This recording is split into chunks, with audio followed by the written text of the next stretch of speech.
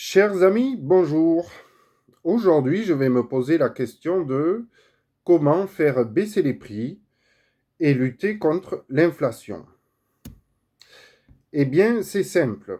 Dans le commerce, pour lutter contre l'inflation, nous mettons les entreprises en concurrence. Nous évitons qu'il y ait des groupements qui possèdent l'intégralité d'un secteur économique, et même de plusieurs, et qui de ce fait peuvent augmenter les prix. Ce grâce au fait qu'il n'y ait aucune concurrence, évidemment. Mais aujourd'hui, cette pratique n'est plus suffisante. Voilà pourquoi je pense qu'au travers de la politique, nous devons aussi faire la même chose. Mettre, par exemple, la droite ou le capitalisme, donc la vraie droite et le vrai capitalisme, en concurrence avec la vraie gauche ou véritable socialisme, sans y mêler l'État. Et vous verrez que c'est très important.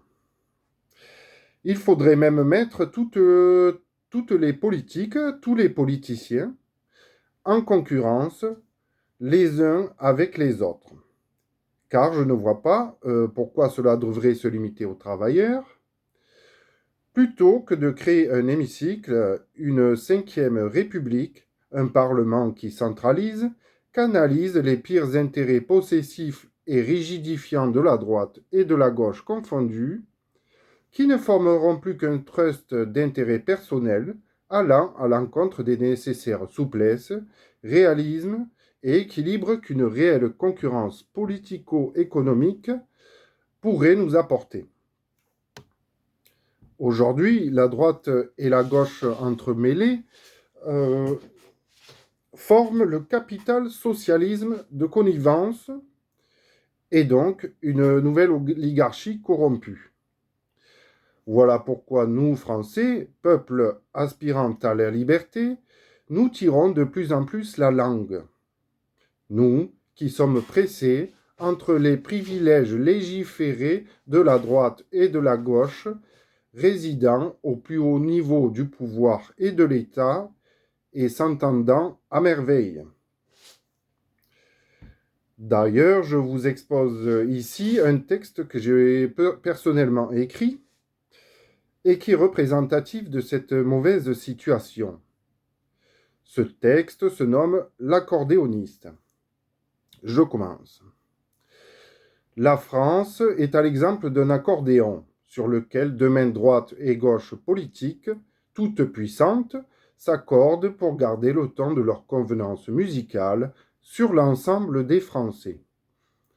Ces Français sont le soufflet que les mains pressent et distendent sans aucun ménagement ni aucune considération pour le souffle donné, même s'il est coupé, puisqu'il semble s'agir ici d'obligations et de lois, de collusions très difficiles à contester.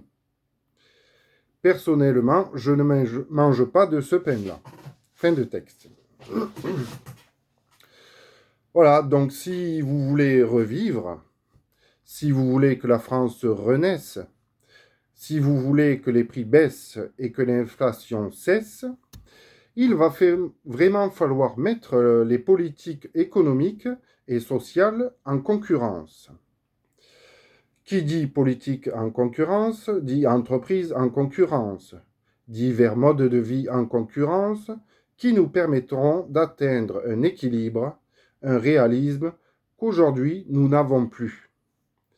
Pour ce faire, je vous propose le projet de la République des Gaules, très récemment nommé la République des peuples libres.